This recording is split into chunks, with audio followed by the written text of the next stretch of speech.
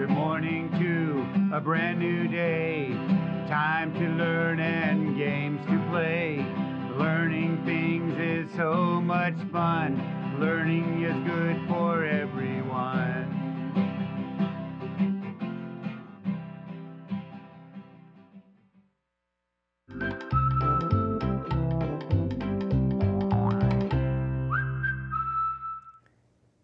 Hello, early learners. Welcome back to the art room where we are continuing our study of snowmen and how artists might have painted them if they were alive today. Let's start out with our hello song and get right into the art. Hello, nice to see you, everyone.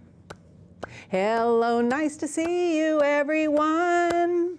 Hello to you, hello to you, hello to you, hello to me. Hello, nice to see you, everyone.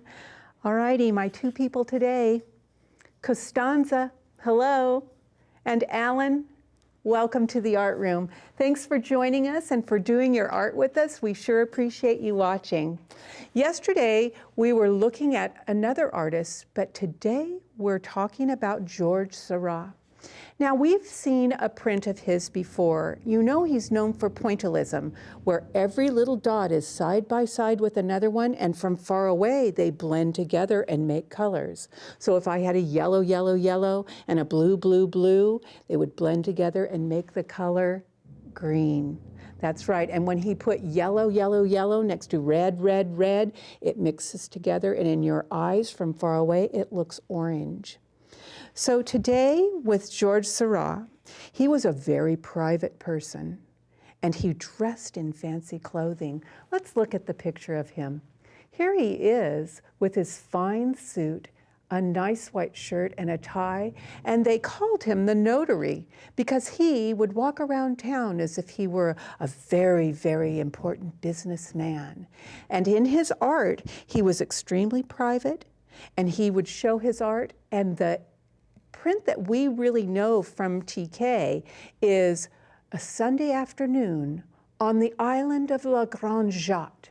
And it was all the fancy people on one side of the river. And they were standing there with their fine clothes, and some were lying back and some were standing and looking around. But today we're looking at the painting he did on the other side of the river. They were not the rich people. They were the everyday people, and we can see his print up here next to the picture of him. And there they are. Instead of just standing and looking at the river, they're getting into the water. And they're lying and looking comfortable and being with their friends and calling across the water to others. Now, Seurat was known for his pointillism, and that's how we're going to make our snowman today. You can see this one that was just done with an outline. They did a dot and moved up and just did the outline of the snowman. If that's all you feel like doing, that is fine.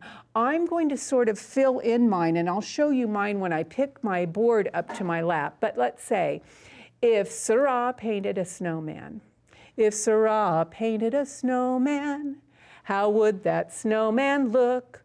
Would he be like his other work? Let's just take a look.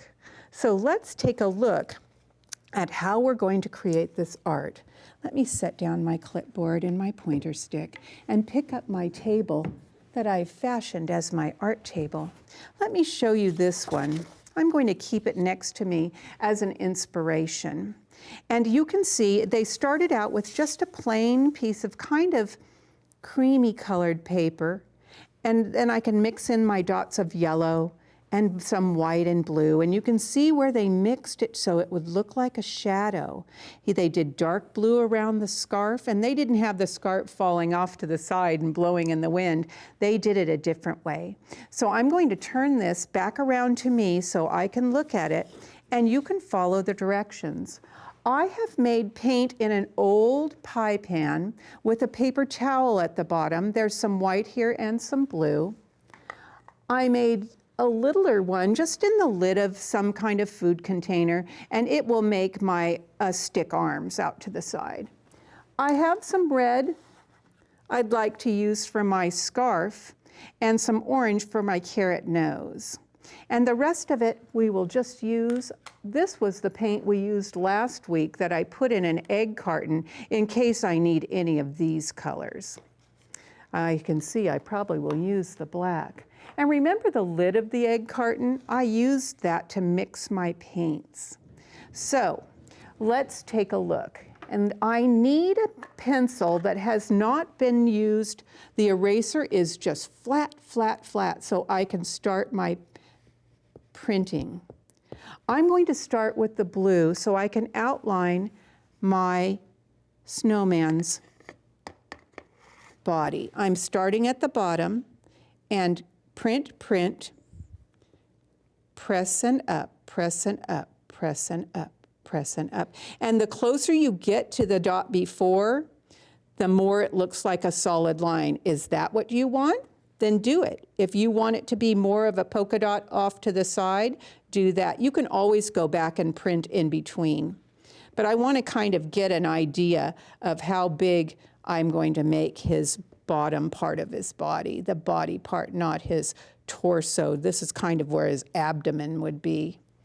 And if I have too much room over here on this side of the paper, I'm not worried about that because I could put in some background if I would like. I'm going to fill this in again. Do you notice I'm not turning my pencil to print? I'm setting down and picking up and setting down and picking up.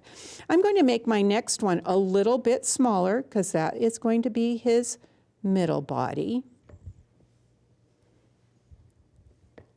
I know some friends worry when I don't get my artwork done that they won't get to see it finished, but you notice each week I bring it back and show you the finished one, and I hope that you finish yours. You know I like for you to send me pictures of your art, and later on I'll remind you again, because if you do and send your address to the studio, they'll send you a little activity book in the mail. And before we go, I'll ask them to put the address up so that if you want to write to us, you'll be able to do that. Now, you know I have his abdomen, his torso, and now I'm going to put his head here. And you see I'm putting the dots kind of far away so I can fill in afterward, just so I can see how big I want his head to be. I'm not rushing because I think I have enough time to fill in quite a bit of this, but you know how I feel about hurrying my art. It ends up being kind of messy if I do that. So I'm just going to take my time and do this, and if I don't finish right now, I will finish later. If you don't have a pencil that has a brand new eraser, I've seen people do this with a Q-tip, those but they hold too much paint for me, and I don't think I have very much fun with it that way. I'm going to mix this in with a little of the white. I'm mixing up my blue paint with the white, and I'm going to go inside that a little bit. So it'll be, some of it will be pure white, some of it will be lighter white with a little blue mixed in. Do you have to do this way? No. If you decide that you want to make your snowman all white, do that. I just thought this might be interesting. Now, what's the problem is when I want to do this with a different color, I'll have to use a paper towel or some kind of tissue to wipe it off, because I am going to show you how I'm going to put my red scarf.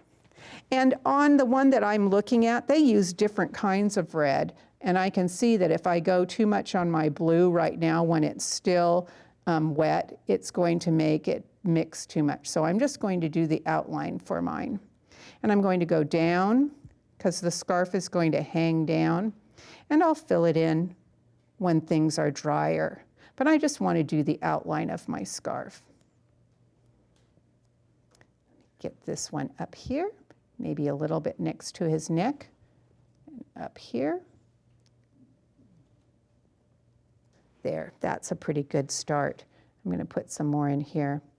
And if I want to make it a little bit different color, I'll just go over here and pick up some blue and make it into like a purpley magenta. And I can do that next to this, because your colors can definitely be mixed if you'd like. Remember what I'm telling you. I'm saying this over and over to you to let you know we are being inspired by these artists. We're not having to do it just like theirs. We want to say, oh, They did some dot painting. That pointillism, I'm going to give it a try.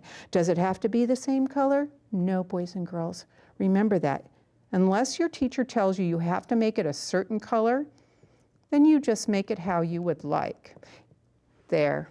I think I like that pretty much. I'm going to give him his carrot nose. So what do I need to do? Wipe off that pencil. I guess if some people had a lot of brand new pencils, they could use a different pencil for every color, but that's not what I have. I have one pencil, and I'm just going to try and use it. Now I'm going to put my carrot nose in here, and since this pencil eraser is kind of thick, I have to go close. I might overlap a little, because as I go down to make it a triangle, I want to make sure that I've got that. Now, I want to make the black eyes, so I'm going to wipe off some of this. I have to be careful too, boys and girls, because you know I'm sitting in a chair that is upholstered. That means there's fabric on it. And I don't want to get any paint on this chair because lots of my friends who teach here use the same chair. And if they sat on here and I left paint, they wouldn't like it very much that I got their clothing painted, and I want to remain friends with all my people I work with. So there are my two black eyes, and I'm going to do tiny ones. Tiny, tiny, tiny, tiny as I can. I'm not pressing down the whole way on that. Oh, but I like it. I like it very much. I think I'll put some buttons down the front of him too. Button for you and a button for you. I like it. All right, I'm going to put some of his arms lines on that I'll need to fill in afterwards. I'm wiping my tissue and getting that paint off the end of that. And here's my container of brown. Touch, get it off the big glob of paint and go over here to drip it off a little. I'm going to have him wave like I did that Keith Haring. Remember how we did that with Keith Haring? We had him wave and did the action lines off to the side. I kind of liked that. I'm going to put another one for another branch and put his other hand out here. And I'll get this in here with the one out to the side. Boys and girls, I'm going to look at my list of things for you to bring tomorrow so that I can finish painting while I'm still working on this and liking it. Tomorrow, we're going to be working with Grant Wood. He was the one who had the farmer with the pitchfork, and we're going to do some cut and paste, pretty much the same that we did with our Matisse where we cut and paste things. So bring your glue sticks and scissors and colored paper and a big background paper for you to do some cut and paste with me. You might think it looks a lot like the one we've already done, but it'll be a good idea for us to try something different.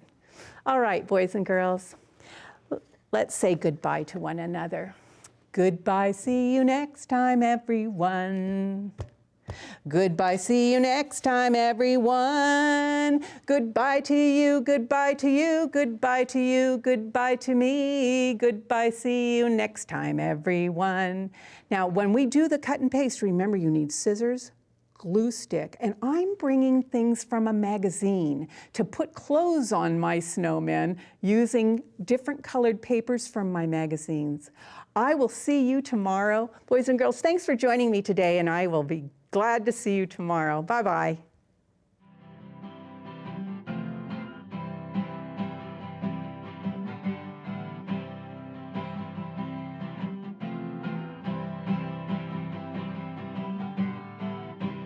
Good morning to a brand new day.